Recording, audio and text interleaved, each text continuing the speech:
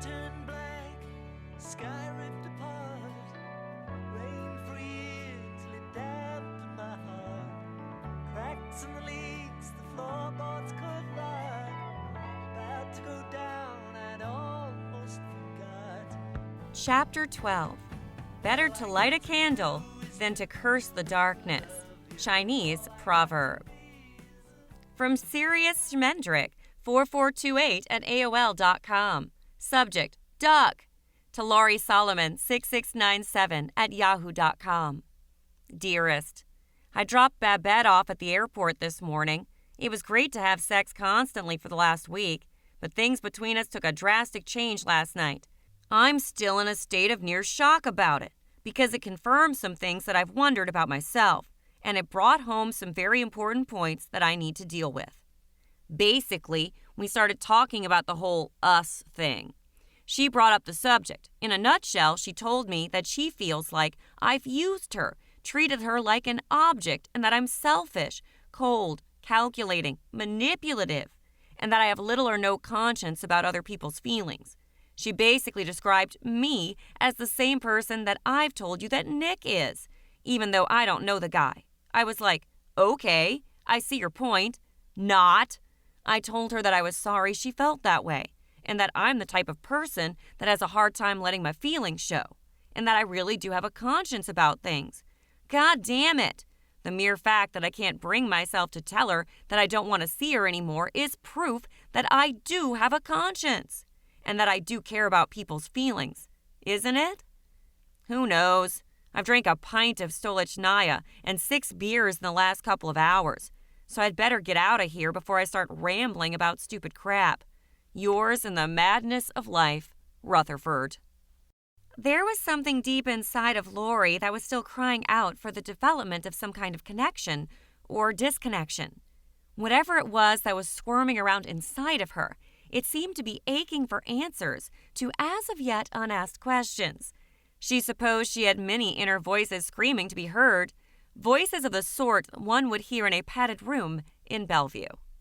She hadn't heard from Nick for quite some time. It had been months since he had scooped up the ball that had landed in his court after the seemingly endless push-pull battle of the egos. It had been months since she had succumbed to his overtures, out of a weakness she could not explain, and he had run away to leave her behind in a nebulous cloud. And it had been months during which she realized that she needed to treat him like a particle and ray-emitting radioactive substance in the laboratory and minimize her exposure by increasing her distance and decreasing her time. Then she saw him. He was filling in for one of the board operators in the station's control room and was taking a break at his desk when she approached him. She gave him a quick nod and continued onward toward a secluded, soundproof studio. She said nothing to him, and he said nothing to her. They did not even look directly at one another, yet simple, peripheral glimpses of him out of the corner of her eye resurfaced an old familiar, unsettling preoccupation. The little intimations of his presence, salient reminders of his existence, both saddened and frustrated her at the same time. The autumn sky harbored a full moon, a tremendous pale yellow circle, unmistakable behind 2 dark branches outside Laurie's window. She sat perched over her computer, wondering if the lunar roundness and the oddity it was supposed to invoke would help or hinder her thoughts. She felt a stabbing pain as her eyes fell upon some old messages of Nick's, still left undeleted among hundreds of miscellaneous messages she had never found time to remove from her email site.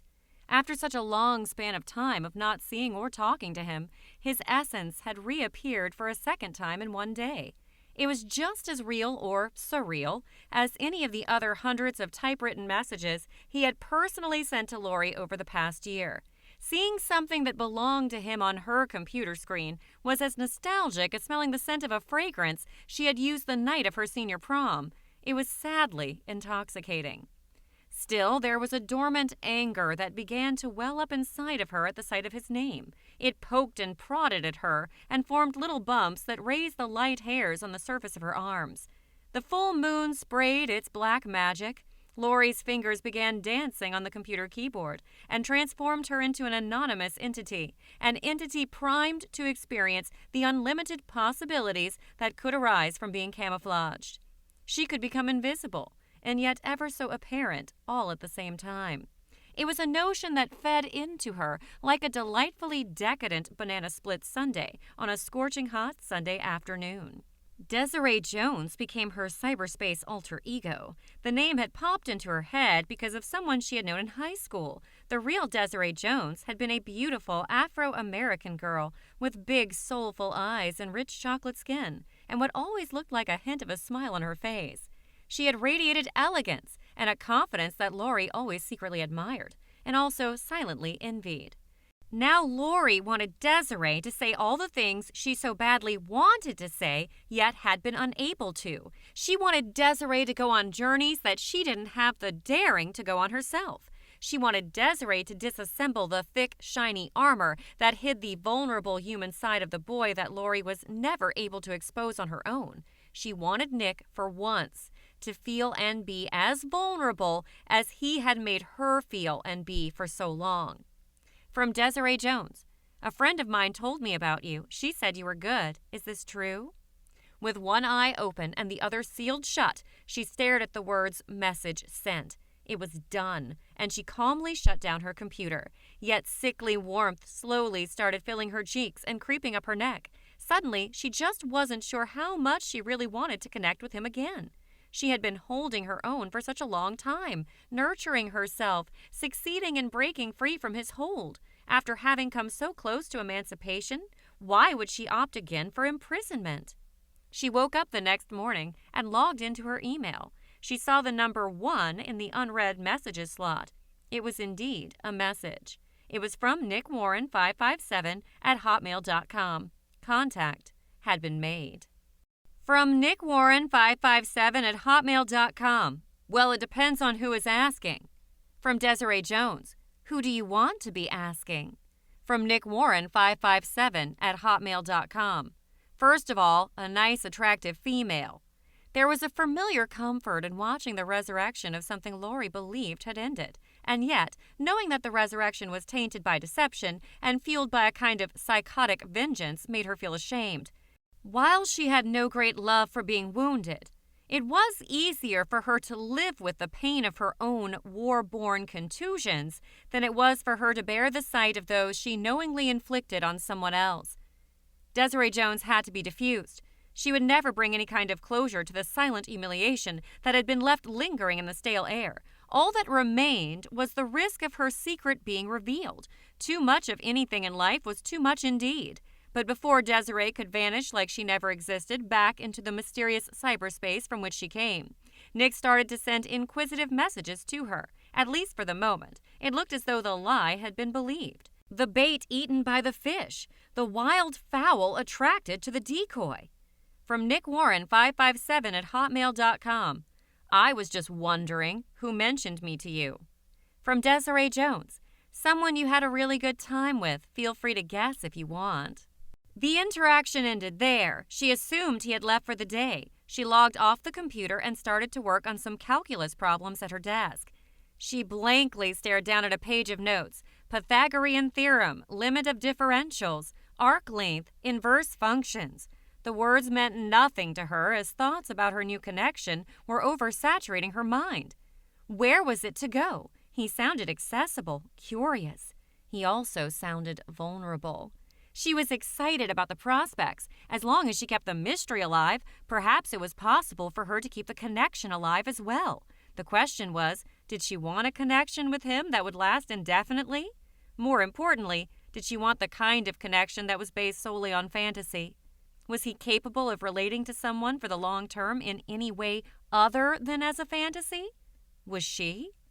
It was late, and Lori was in bed. She pulled the covers over the bridge of her nose and stared up at little bumps of splattered white paint on the surface of an otherwise smooth ceiling. Keeping every inch of herself warm and sheathed in her blanket, she closed her eyes and tried to fall asleep. Yet there was too much emotion circulating inside of her, too much confused energy rebounding within the walls of her body, like a bouncing silver sphere in a pinball machine. Nowadays, there seemed to be an unlimited number of games people could play with each other, almost fearlessly, in unnerving silence. The internet was a soundproof room within which anyone could scream anything they wanted to on the top of their lungs, with no one on the outside to hear, and even on the inside, the identities of the screamers were protected by a maze of walls, some higher than others, some lower. There were instant messenger privacy preferences, giving you control over who could see you and who could not, who could contact you and who could not. There were ways to block email addresses and prevent mail from coming through from certain people you did not want to hear from.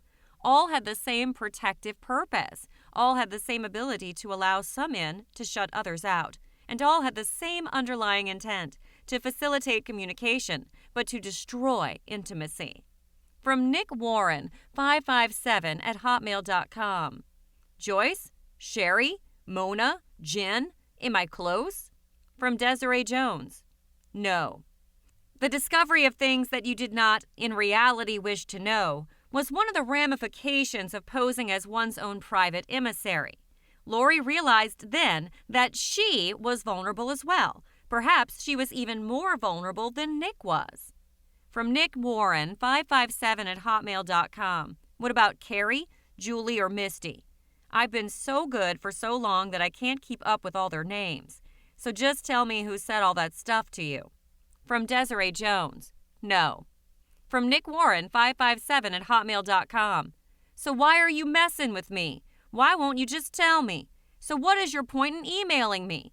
So what is in it for me or you with all these emails? From Desiree Jones. I heard you were good. I wanted to find out for myself. Are you available? From Nick Warren, 557 at hotmail.com. Okay. So what is the next step you want to take? How do I know you're telling the truth? How do I know if you are a female? From Desiree Jones. How many guys do you know that are named Desiree? And you didn't answer my question about availability. What's your situation? From Nick Warren, 557 at hotmail.com. Well, I'll tell you that when you tell me more about you or who told you about me. From Nick Warren, 557 at hotmail.com. Maybe someone is messing with me. From Desiree Jones. No one's messing with you. You've got my name. What else do you want to know? From Nick Warren, 557 at hotmail.com. Well, I would like to know who mentioned me to you. Not to be mad at them or anything like that, just wondering. From Desiree Jones. I don't want to say. Are you still in touch with any of the girls you mentioned? From Nick Warren, 557 at hotmail.com. No, I was just naming some of my friends. So where are you from? From Desiree Jones. My friend met you in Belchertown. From Nick Warren, 557 at hotmail.com.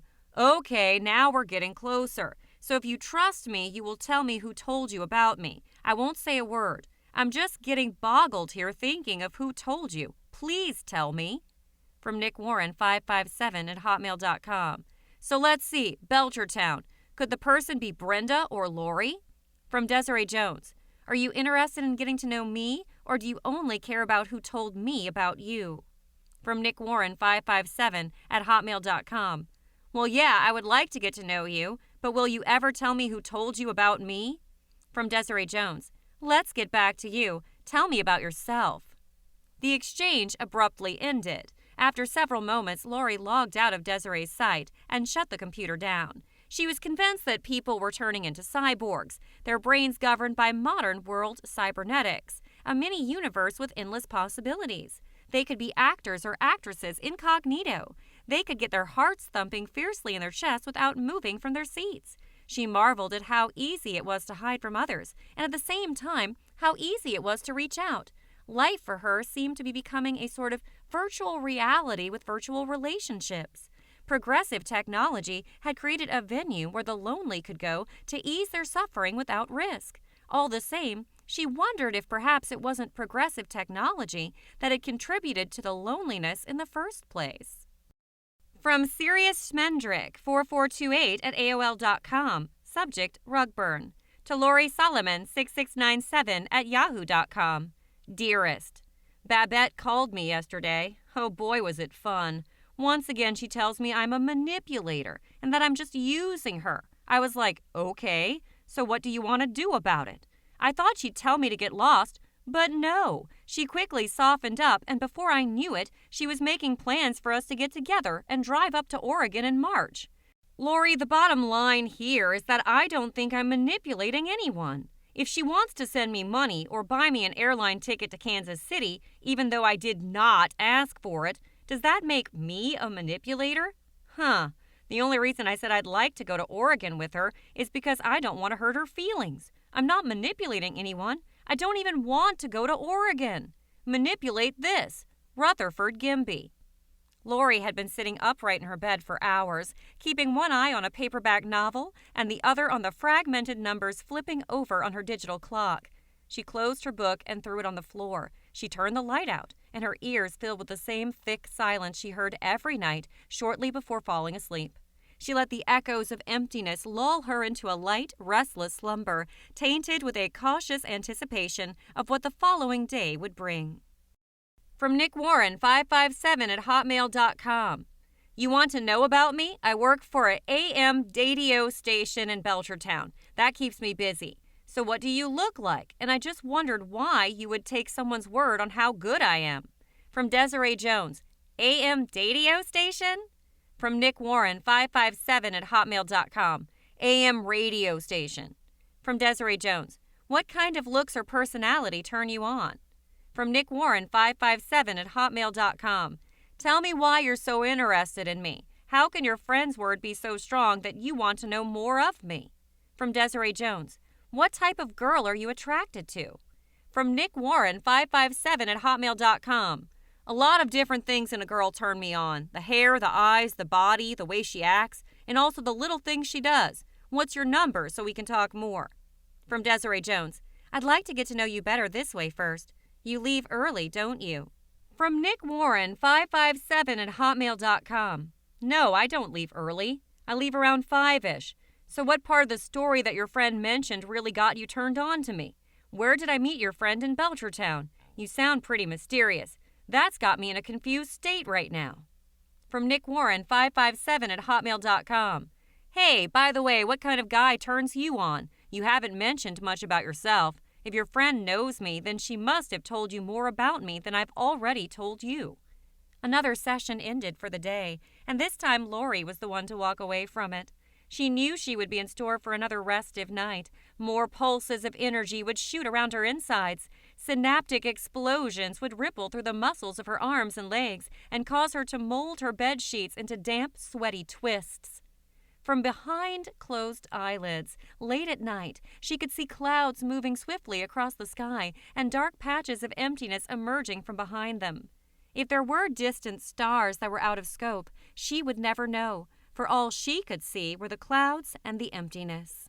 From Desiree Jones, what experiences stand out most in your mind? Who in your past really made you feel good? From Nick Warren, 557 at hotmail.com. I'm open to trying lots of things. What do you have in mind that we do? Try some really exciting? From Nick Warren, 557 at hotmail.com. I'm open to trying lots of things. What do you have in mind that we do? Try some really exciting? From Nick Warren, 557 at hotmail.com. I'm open to trying lots of things. What do you have in mind that we do? Try some really exciting? From Desiree Jones. Didn't I get this message already? From Nick Warren, 557 at hotmail.com. I sent it only once. From Desiree Jones. Well, I received it 3 times. See? You're so good at giving it, you don't even realize it when you are. From Nick Warren, 557 at hotmail.com. Hehe, you should try me. From Nick Warren, 557 at hotmail.com. So when are you going to give me your number so we can hook up? From Desiree Jones. I am someone you know. Are you surprised?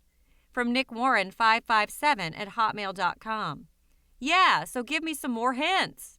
From Nick Warren, 557 at hotmail.com. I'm busy here at work and thinking of a million things at once. So here's my guess. Sherry, Heather, Hope, Jen, Pam, Kelly, Joe.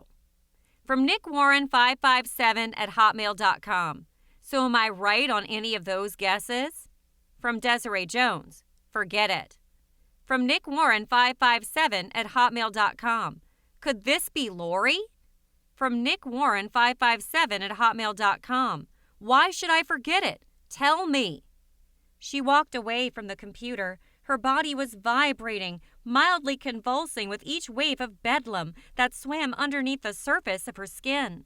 She walked into her bathroom, turned on the shower, and dunked her head under a spray of lukewarm water. When she emerged, her hair tucked messily under a towel, she noticed that the red voicemail message light was glowing on her phone. She pushed numbers to retrieve the message so quickly that the automated female voicemail operator claimed she did not understand the code. Lori tried again, more slowly, her sweaty fingers slipping off of the edges of the buttons. She patiently waited to hear what had been left for her. "Hey, Lori, it's Nick here at work." His voice had a sardonic tone.